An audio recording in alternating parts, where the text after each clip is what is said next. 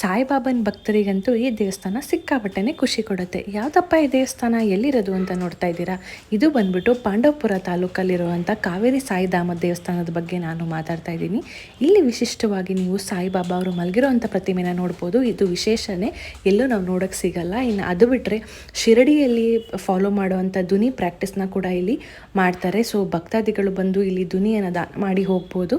ಹಾಗೆ ಇಲ್ಲಿ ಭಕ್ತಾದಿಗಳು ಯಾರೇ ಬಂದರೂ ಕೂಡ ಮಧ್ಯಾಹ್ನನೂ ಇರ್ಬೋದು, ಸಂಜೆನೂ ಇರ್ಬೋದು, 2 ಟೈಮು ಕೂಡ ಅನ್ನದಾನ ನಡೀತಾ ಇರುತ್ತೆ. ಪಕ್ಕದಲ್ಲೇ ದಾಸೋಹ ಭವನ ಇರುತ್ತೆ. ಹಾಗಾಗಿ ಬಂದು ಪ್ರಸಾದನ ತಿಂದ್ಕೊಂಡು ದೇವ್ರ ದರ್ಶನನೂ ಮಾಡಿಕೊಂಡು ಹೋಗ್ಬೋದು. ಮತ್ತು ಜಾಗನೂ ಕೂಡ ತುಂಬ ಪ್ರಶಾಂತವಾಗಿರುವಂಥ ಜಾಗ. ಪಕ್ಕದಲ್ಲೇ ಕಾವೇರಿ ನದಿ ಹರಿತಾ ಇರುತ್ತೆ.